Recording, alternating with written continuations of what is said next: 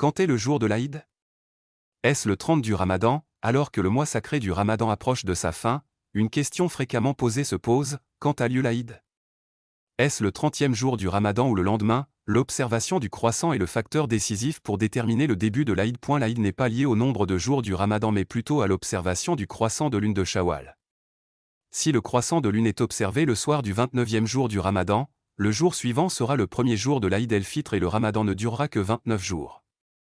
Si le croissant de lune n'est pas visible, le Ramadan dure 30 jours et l'Aïd tombe le jour suivant. Différence entre les pays dans la détermination de l'Aïd. Nous pourrions voir certains pays déclarer l'Aïd un jour donné, tandis que d'autres termineront le jeûne de 30 jours. La raison en est la différence entre les endroits où le croissant de lune est observé et les critères utilisés par chaque pays pour déterminer le début du nouveau mois. Certains pays s'appuient sur l'observation à l'œil nu, tandis que d'autres utilisent des calculs astronomiques et des appareils d'observation modernes. L'Aïd, le jour de joie tant attendu que l'Aïd tombe le 30 ou le 29, c'est un jour que les musulmans attendent avec joie et bonheur après un mois de jeûne et d'adoration. Un jour où les familles se rassemblent, où les takbirs de l'Aïd sont levés et où la joie remplit le cœur des jeunes et des moins jeunes. Conclusion: le jour de l'Aïd ne tombe pas nécessairement le 30e jour du Ramadan. Elle est plutôt déterminée en fonction de l'observation du croissant de lune de Shawwal, qui peut tomber soit 29 jours, soit 30 jours après le jeûne.